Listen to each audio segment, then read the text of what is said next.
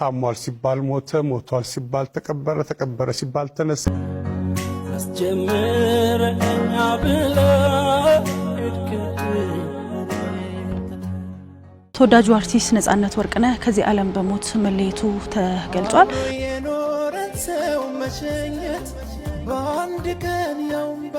ሳቁ ማይጠገበው ጨዋታው ማይሰለቸው በቤተሰብ ጨዋታ ቤታችንን ያደመቀው በፊልሞች ያስተማረንና ያዝናናን ድንቁ አርቲስት ነጻነት ወርቅነህ ለዘላለም ተለየን።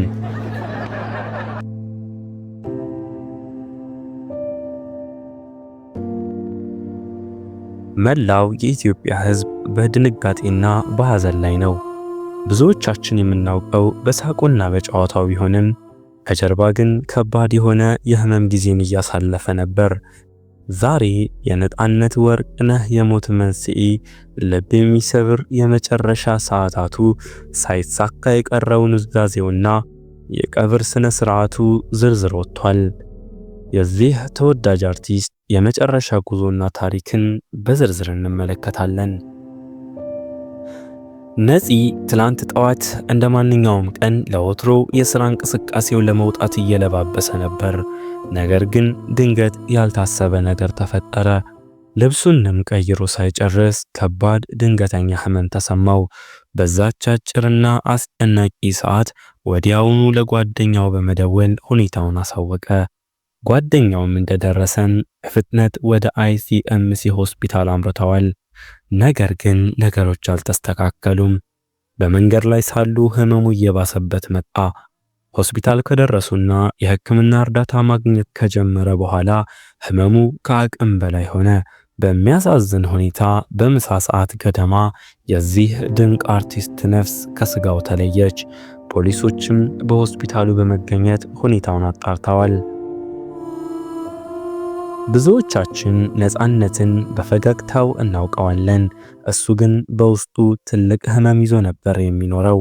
በተለይ ወደ መጨረሻ አካባቢ ህመሙ ሰውነቱን ሙሉ ለሙሉ እስኪቀይረው የፊት ገጽታው ላይ በደንብ እስኪያስታውቅ ድረስ ታሞ ነበር። ምን እንደሆነ ታውቃላችሁ? መረጃዎች እንደሚያመለክቱት ነጻነት ወርቅነህ ሄፓቲቲስ ቢ በተሰኘ የጉበት በሽታ ለረጅም ጊዜ ሲሰቃይ ነበር።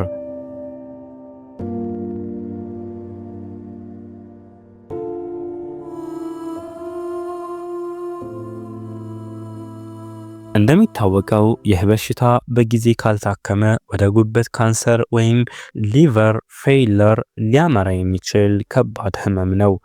ነጻነት ለዚህ ህመም መፍትሄ ለማግኘት ከአንዴም 2 ጊዜ ወደ ውጭ ሀገር ተጉዞ ነበር። ግን የነጻነት ጥንካሬ የሚገርም ነበር። ሰውነቱ እየከዳው ህመሙ እያደቀቀው እንኳን ሰዎች ሲጠይቁት የሚመልሰው አንድ መልስ ብቻ ነበር፣ ደህና ነኝ፣ አትጨነቁ። ለወዳጆቹና ለአድናቂዎቹ ጭንቀት ላለመፍጠር ህመሙን በፈገግታ ሸፍኖ የኖረ ጀግና ነበር። ይህ ታሪክ ደግሞ ይበልጥ ልብ ይነካል። አርቲስት ነጻነት ወርቅነህ በህይወት ዘመኑ የሚናገረው አንድ ጥብቅ ኑዛዜ መሰል ምኞት ነበረው። እናትና አባቱ በህይወት ስለሌሉ ያሳደገችውን አያቱን እጅግ ይወዳቸው ነበር። በመሆኑም ስሞት ከአያቴ አጠገብ አሊልቱ ጊዮርጊስ ቅበሩኝ ሲል ለወዳጆቹ ደጋግሞ ይናገር ነበር።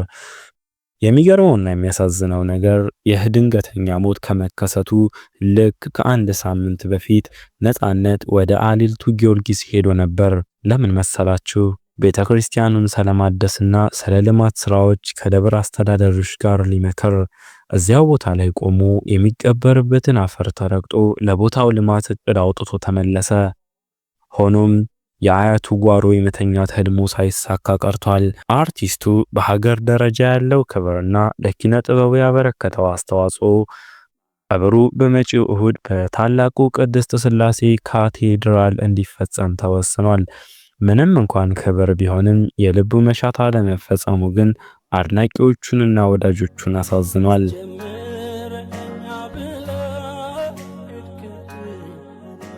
ነጻነት ወርቅነህ ወደ ጥበብ ዓለም የገባው በድንገት አልነበረም። የልጅነት ጊዜውን ያሳለፈው በቀበሌ ኪነት ውስጥ ሲሆን ልብ ድፍን የተሰኘ የመጀመሪያ የቀበሌ ተውኔቱ ነበር። ከዚያም በኢትዮጵያ ቴሌቪዥን መስኮት በተሰኘ ፕሮግራም አጫጭር ድራማዎች ላይ ብቅ ማለት ጀመረ። ነፃነትን በደንብ ያወቅነው ግን በቲያትር ነው። በተለይ ከ1995 እስከ 1999 ባለው ጊዜ የብሔራዊ ቲያትር ንጉስ ነበር። ፍሬሽማን የተሰኘውን ቲያትር የተመለከተ ሰው የነፃነትን ተፈጥሯዊ ተሰጥኦ አይረሳውም። በህይወት ዘመናችን ካየናቸው ምርጥ ቲያትሮችም አንዱ ነው። ከ2000 ዓመተ ምህረት በኋላ ደግሞ ፊልም ኢንዱስትሪውን ተቆጣጠረው። ሲቲ ቦይዝ፣ ኤፍቢአይ፣ ከ1 እስከ 3፣ ሚስተር ኤክስ፣ ያንቺው ሌባ፣ እነዚህ ሁሉ የነፃነት አሻራዎች ናቸው። ልዩ የሚያደርገው ደግሞ በእነዚህ ፊልሞች ላይ ደራሲም ዳይሬክተርም ዋና ተዋናይም ራሱ መሆኑ ነው። he was exceptionally talented። በመጨረሻም በኢቢኤስ የቤተሰብ ፕሮግራም ላይ ሁላችንንም በሳቅና በፍቅር እያስተናገደ አለፈ። አርቲስት ነፃነት ወርቅነህ የቤተሰብ ሰው ነበር። ባለቤቱና ልጆቹ የሚኖሩት በአሜሪካ ፖርትላንድ ኦሪገን ነው። ባለቤቱ የባሏን ህልፈት እንደሰማች ጉዞ የጀመረች ሲሆን እሁድ ጠዋት አዲስ አበባ ትገባለች ተብሎ ይጠበቃል። እሷ እንደገባችም የቀብር ስነ ስርዓቱ በዛው ዕለት በቅድስት ሥላሴ ካቴድራል በታላቅ ክብር ይፈጸማል። ነፃነት ወርቅነህ በፈጠራ ችሎታው በልዩ ተሰጥኦውና በተፈጥሮ ግርማ ሞገሱ ተመልካችን የማስደመም ብቃት የነበረው ብርቅዬ ባለሙያ። ማመን ይከብዳል ግን እውነታው ይህ ነው። ለቤተሰቦቹ ለወዳጆቹና ለመላው ኢትዮጵያ ሕዝብ መጽናናትን እንመኛለን። ነፍስህን በቀኝ ያኑራት ወንድማችን። ስለ አርቲስት ነፃነት ያላችሁን ትዝታና የሐዘን መግለጫ ኮሜንት ላይ አስቀምጡ። ቸር እንሰንብት።